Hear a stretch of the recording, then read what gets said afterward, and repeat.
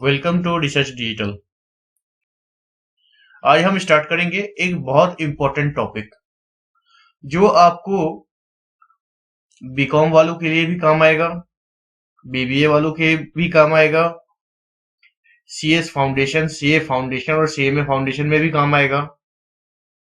तो नए लोग चैनल के साथ जुड़े, लाइक करें, सब्सक्राइब करें और बेल आइकन को जरूर प्रेस करें, नहीं तो आप आने वाले वीडियोस मिस कर सकते हैं। तो आज हम स्टार्ट करने वाले हैं एक इंपॉर्टेंट टॉपिक जिसका नाम है कॉन्ट्रैक्ट एक्ट। तो ये कॉन्ट्रैक्ट एक्ट जो है ये इन्फोर्स हुआ था 1872 में, तो हम इसे कॉन्ट्रैक्ट एक्ट 1872 भी कहते हैं। चलिए अब हम समझते हैं तो कॉन्ट्रैक्ट होता क्या है। कॉन्ट्रैक्ट क्या है? कॉन्ट्रैक्ट क्या है?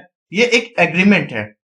हम कह सकते हैं कि contract is an agreement which is enforceable by law. सारे एग्रीमेंट कॉन्ट्रैक्ट नहीं होते, लेकिन सारे कॉन्ट्रैक्ट एग्रीमेंट होते हैं। एग्रीमेंट को कुछ इसेंशियल कंडीशंस सेटिस्फाइड करनी पड़ती हैं।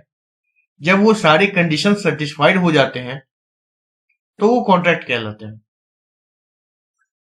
चलिए हम समझते हैं अब एग्रीमेंट क्या है। एग्रीमेंट में क्या होता है? एक प्रपोजर होता है जो कि प्रपोज करता है और दूसरी पार्टी जो है वो प्रपोजल को एक्सेप्ट करती है। ठीक है, तो प्रपोजर ने प्रपोज किया, सेकेंड पार्टी ने उसे एक्सेप्ट किया, तो इस पूरी प्रक्रिया को, पूरे प्रोसेस को हम क्या कहेंगे? एग्रीमेंट कहेंगे। और जब ये एग्रीमेंट कॉन्ट्रैक्ट के सारे इसेंशियल एलिमेंट को सेटिस्फाइड कर लेती है और लॉ के द्वारा इन्फोर्स की जा सकती है, इन्फोर्सेबल बाय लॉ होती है, तो उसे हम क्या कहेंगे? कॉन्ट्रैक्ट कहेंगे।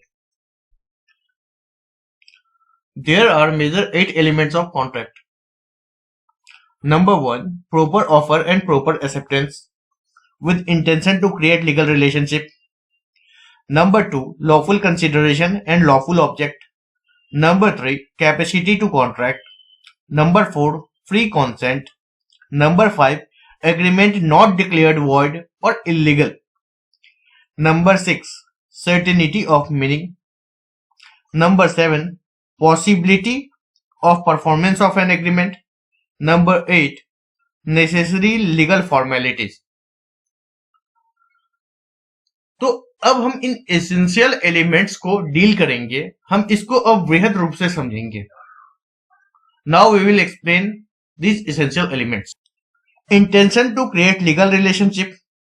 इसमें क्या होता है कि जब भी दो पार्टी या दो से ज्यादा पार्टी कॉन्ट्रैक्ट में जाते हैं, कॉन्ट्रैक्ट में एंटर करते हैं, तो उनके अंदर जो है ये भावना होनी चाहिए कि ये आगे जो है एक लीगल रिलेशनशिप क्रिएट होगी।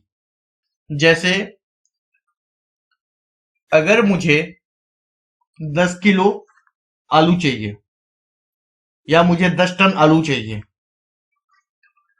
तो मैं क्या करूंगा? एक फार्मर से कॉन्ट्रैक्ट करूंगा या फिर एक ट्रेडर से कॉन्ट्रैक्ट करूंगा कि आप मुझे ये प्रोडक्ट जो है, ये कमोडिटी जो है, आप मुझे ये सप्लाई करो, और उसके बदले में मैं आपको क्या दूंगा? मैं आपको पैसे दूंगा। ठीक है, ये जो एग्रीमेंट मैंने फार्मर के साथ किया है ये इन्फोर्सेबल बाय लॉ है, तो ये क्या बन गया? हमारा कॉन्ट्रैक्ट। और इसमें क्या कर रहे हैं? हम लीगल रिलेशन भी क्रिएट कर रहे हैं। अब जैसे मान लीजिए मिस्टर ए अब्रॉड जा रहे हैं, उन्होंने अपनी वाइफ को प्रॉमिस किया कि मैं हर महीने आपको पैसे भेजूंगा मेंटेनेंस के लिए। लेकिन क्या हुआ? मिस्टर ए अब्रॉड तो गए, कुछ महीने पैसे भेजे, फिर उन्होंने भेजना बंद कर दिया। ठीक है, तो इस केस में भी देखा जाए तो एक प्रॉमिस हुआ मिस्टर ए और उनके वाइफ के बीच में, लेकिन क्या हुआ? ये प्रॉमिस जो है वो फुलफिल नहीं हो पाया। तो क्या इस केस में मिस्टर ए की वाइफ जो है मिसेस ए, क्या वो कोर्ट में जाकर उनको परस्यू कर सकती है? कमेंट करके आप इसका जवाब दें। पॉइंट नंबर 2 पे आते हैं, lawful consideration and lawful object. देखिए, कोई भी कॉन्ट्रैक्ट विदाउट कंसिडरेशन का नहीं बनता। अब कंसिडरेशन का मतलब क्या हो गया? कंसिडरेशन का मतलब है कि अगर हम कुछ भी सर्विसेज या गुड्स का सप्लाई कर रहे हैं तो उसके अगेंस्ट में क्या करेंगे? हम उससे पैसे लेंगे। तो वो जो पैसे मिल रहे हैं ना हमें, वो उसे हम कहते हैं कंसिडरेशन। मतलब कुछ पाने के लिए हमने कुछ प्राइस पे किया, तो उसे हम क्या कहेंगे? कंसिडरेशन कहेंगे। लेकिन कंसिडरेशन जो है वो हर वैलिड कॉन्ट्रैक्ट में हो, वो जरूरी नहीं है। कुछ इसके एक्सेप्शंस भी हैं। जैसे एक हस्बैंड ने अपनी प्रॉपर्टी अपने वाइफ के नाम पे ट्रांसफर कर दिया, तो क्या वो इस केस में अपनी वाइफ से पैसे लेगा? जरूरी नहीं है, लेकिन फिर भी ये कॉन्ट्रैक्ट जो है वो वैलिड होगा। ठीक है, तो इसका मतलब ये है कि कॉन्ट्रैक्ट विदाउट कंसिडरेशन भी हो सकता है। कंसिडरेशन के साथ कॉन्ट्रैक्ट का ऑब्जेक्ट भी जो है वो लॉफुल होना चाहिए। जैसे मान लीजिए कि दिल्ली में पटाखे बैन हैं, ठीक है, लेकिन क्या हुआ? मिस्टर ए ने मिस्टर बी के साथ अग्रीमेंट कर लिया। मिस्टर बी यहां पे फैक्ट्री का ओनर है, पटाखे की फैक्ट्री के ओनर है। अब मिस्टर ए ने मिस्टर बी से एग्रीमेंट कर लिया कि हम आपसे दीपावली में पटाखे खरीदेंगे। तो लेकिन क्या है? पटाखे तो बैन है यहां पे। तो इसका मतलब क्या है कि ये जो कॉन्ट्रैक्ट बन रहा है, इसका लीगल ऑब्जेक्ट तो बन नहीं रहा है। लीगल ऑब्जेक्ट को तो ये सस्टेन कर नहीं रहा है। तो उस केस में भले ही कंसीडरेशन जो है वो दी गई है, भले ही फैक्ट्री ओनर को पैसे दिए गए हैं मिस्टर ए की तरफ से, लेकिन फिर भी वो कॉन्ट्रैक्ट वैलिड नहीं होगा, क्योंकि उस कॉन्ट्रैक्ट का ऑब्जेक्ट जो है वो लीगल नहीं है। Number 3, capacity to contract. अच्छा, अब ये क्वेश्चन आता है कि हम कॉन्ट्रैक्ट किसके साथ कर सकते हैं और किसके साथ नहीं कर सकते हैं। तो हम कॉन्ट्रैक्ट किसी भी व्यक्ति के साथ कर सकते हैं जो कि माइनर ना हो और अनसाउंड माइंड का ना हो। अगर किसी माइनर के साथ कॉन्ट्रैक्ट किया जाए तो वो कॉन्ट्रैक्ट वैलिड नहीं होता, या किसी अनसाउंड माइंड के व्यक्ति अर्थात किसी पागल आदमी के साथ कॉन्ट्रैक्ट किया जाए तो वो कॉन्ट्रैक्ट भी वैलिड नहीं होता। Clear? Okay. Point number 4, free consent. Contract में एक पार्टी प्रपोजर होता है, दूसरी पार्टी एक्सेप्टर होती है, और दोनों मिलके जो कॉन्ट्रैक्ट एग्जीक्यूट करते हैं, तो दोनों मिलके जो कॉन्ट्रैक्ट एग्जीक्यूट करते हैं तो उन दोनों के बीच में किसी भी तरह की बंदिशें नहीं होनी चाहिए, किसी भी तरह का दबाव नहीं होना चाहिए कॉन्ट्रैक्ट को एग्जीक्यूट करते समय। कॉन्ट्रैक्ट जो है वो फ्री कॉन्सेंट में होनी चाहिए। जैसे एक एग्जांपल के तौर पे हम ले सकते हैं कि मिस्टर ए के पास एक प्रॉपर्टी है जो मिस्टर बी खरीदना चाहते हैं, लेकिन मिस्टर ए उसे बेचना नहीं चाहते। तो मिस्टर बी मिस्टर ए को थ्रेट देते हैं कि अगर आप मुझे ये प्रॉपर्टी नहीं देंगे तो मैं आपको गोली मार दूंगा। तो क्या इस कंडीशन में जो कॉन्ट्रैक्ट किए गए हैं, क्या ये कॉन्ट्रैक्ट वैलिड कॉन्ट्रैक्ट है? कमेंट बॉक्स में आप मुझे बताइए। Number 5, agreement not declared void और इलीगल। कुछ ऐसे एग्रीमेंट होते हैं जो कि कई बार सरकार के द्वारा, लीगल अथॉरिटी के द्वारा वर्ड डिक्लेयर किए जाते हैं कि कोई भी व्यक्ति उस तरह के एग्रीमेंट को परफॉर्म नहीं कर सके, या कोई भी व्यक्ति उस तरह के एग्रीमेंट को परफॉर्म नहीं कर सकता है। तो इस तरह के एग्रीमेंट जो हैं वो कॉन्ट्रैक्ट नहीं होते।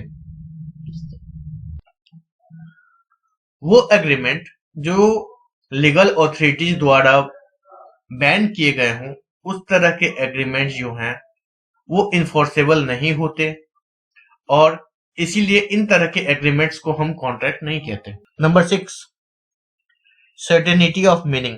जब भी कॉन्ट्रैक्ट की जाती है या जब भी एग्रीमेंट बनाया जाता है, तो एग्रीमेंट में जो फैक्ट्स लिखे होते हैं, जो तथ्य लिखे होते हैं, वो सर्टेन होने चाहिए।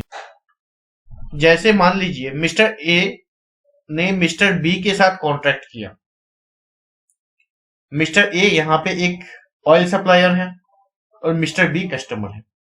मिस्टर ए और मिस्टर बी के बीच एक कॉन्ट्रैक्ट हुई कि मिस्टर ए मिस्टर बी को ऑयल सप्लाई करेंगे, लेकिन इसमें ये सर्टेन नहीं है कि वो कौन सी ऑयल सप्लाई करेंगे। मस्टर्ड ऑयल करेंगे, रिफाइंड ऑयल करेंगे, या केरोसिन ऑयल करेंगे। तो उस केस में ये मीनिंग सर्टेन ना होने के कारण ये एग्रीमेंट वैलिडली इन्फोर्सेबल नहीं है और हम इसे कॉन्ट्रैक्ट नहीं कहेंगे। Number 7, possibility of performance of an agreement. जो भी एग्रीमेंट किए जाए पार्टीज के बीच, उनको परफॉर्म करने की पॉसिबिलिटी जो है वो होनी चाहिए। जैसे मिस्टर ए एक व्यापारी हैं और उन्होंने मिस्टर बी को प्रॉमिस किया कि मैं आपको एक आलू से सोने बनाने वाली मशीन गिफ्ट करूंगा, लेकिन क्योंकि आलू से सोना बनाने वाली कोई मशीन है नहीं अभी तक, क्योंकि आलू से सोना बनाने वाली मशीन अभी तक इजाद नहीं हुई है, अभी तक इसको बनाया नहीं गया है, तो इस तरह के कॉन्ट्रैक्ट का परफॉर्म होना मुश्किल है। तो इस तरह के एग्रीमेंट का परफॉर्म होना मुश्किल है और ये इन्फोर्सेबल बाय लॉ नहीं होगा, इसलिए तो हम इसे कॉन्ट्रैक्ट नहीं कहेंगे। कॉन्ट्रैक्ट वही एग्रीमेंट होती है जिसको परफॉर्म की जा सके। जिस काम को परफॉर्म नहीं की जा सकती, तो उस तरह के एग्रीमेंट को हम कॉन्ट्रैक्ट की श्रेणी में नहीं डाल सकते। Compliance of necessary legal formalities. किसी भी तरह के एग्रीमेंट को परफॉर्म करने के लिए या किसी भी तरह के कॉन्ट्रैक्ट को परफॉर्म करने के लिए नेसेसरी कॉम्प्लायंस होना जरूरी होता है। जैसे मान लीजिए अगर मैं किसी को गिफ्ट देता हूं, तो उस गिफ्ट से रिलेटेड जो रिलेवेंट पेपर होंगे, वो पेपर वर्क होंगे, वो मुझे कंप्लीट करने होंगे, और ये भी एक कॉन्ट्रैक्ट का इसेंशियल पार्ट होता है। नेक्स्ट क्लास में हम देखेंगे types of contract. Thank you.